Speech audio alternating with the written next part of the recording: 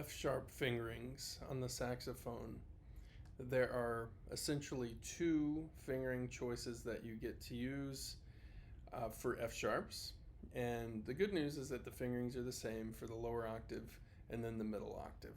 So I'm going to show you what those look like, and also on your screen you'll see a fingering diagram with those pitches notated on a staff. Now it's important, of course, to know which fingering to use and where and why. The default F sharp fingering is 1, 2, 3.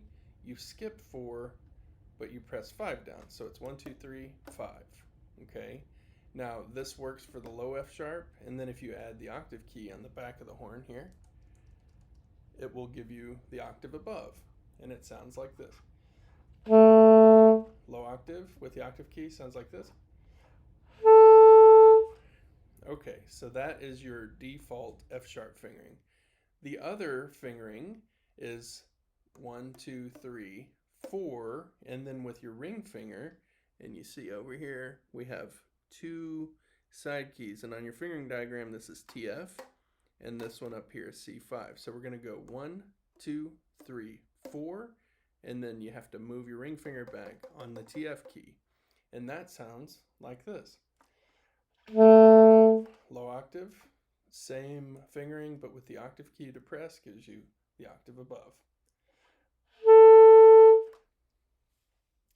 When to use these fingerings is important to know. So you have to examine the context in which the music is written to use these fingerings and to make the choice of which fingering to use. As a general rule, the default F sharp fingering is what you will use. If there is chromatic motion on either side of an F sharp or a G flat, then you use the chromatic TF F sharp fingering, okay? I will demonstrate what that looks like here shortly, but the whole purpose is to avoid what we call finger crossing. Finger crossing looks like this. Say you're going from F to F sharp. What if you had to go back and forth between those very quickly? You would have to do what we call finger crossing. So say I had to trill between F and F sharp. That is not a good use of the economy of finger motion. A good example or a good fix for this is to use the TF fingering. So F natural to TF sounds like this. Okay. Also, chromatic passages, including an F sharp or in or around F sharp, would sound like this. So I'm going to play E, F, F sharp, G, and then back down. All right. E.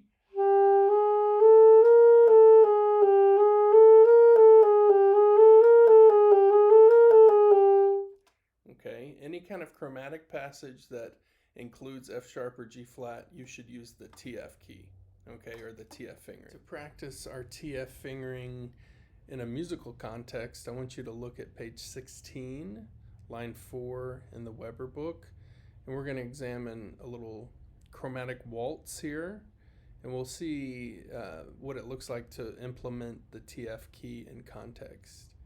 When you look at this, I want you to see the E, F, F sharp, G chromatic motion ascending, and then the same at the bottom. And then there's this repeat before we go on to the second ending. Now, F natural is in the key signature, so make sure that when we get to the first ending, we play F natural in the second ending as well.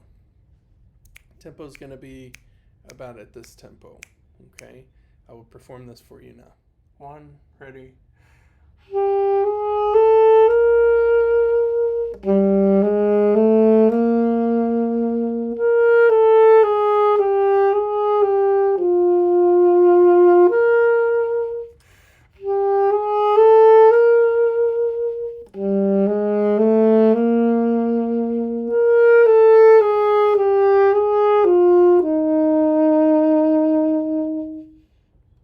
In the Weber book, please look at page 9, line 9.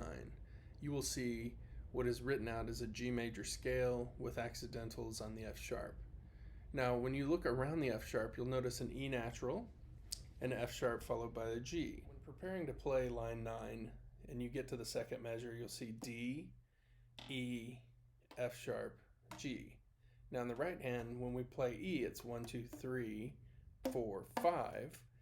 Now it would be very difficult to play E and then jump up to TF. That way, it's much more easy just to lift 4 to execute that. Now, I'll play it with our regular fingering, just 1, 2, 3, 5, our default F sharp fingering. From the beginning, 1, 2, ready?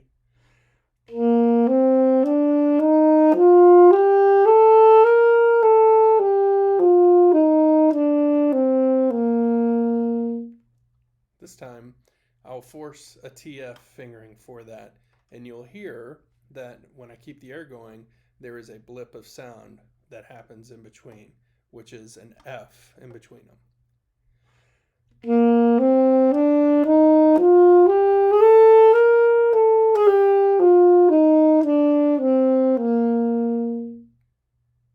For that reason, we use our regular default F sharp finger. Any other example, like scales, some scales you'll use TF, some you'll use regular default F sharp fingering.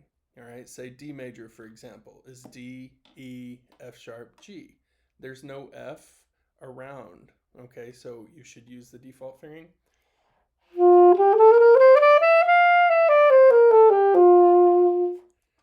F sharp major, on the other hand, includes an E sharp, which is enharmonically the same as an F. So that scale would look like this.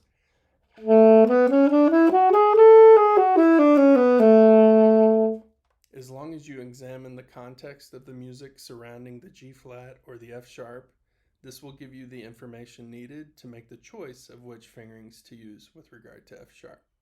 So again, we have the default fingering, which is 1, 2, 3, 5. And then we have the TF fingering, which is 1, 2, 3, 4, TF. Okay? Happy practicing.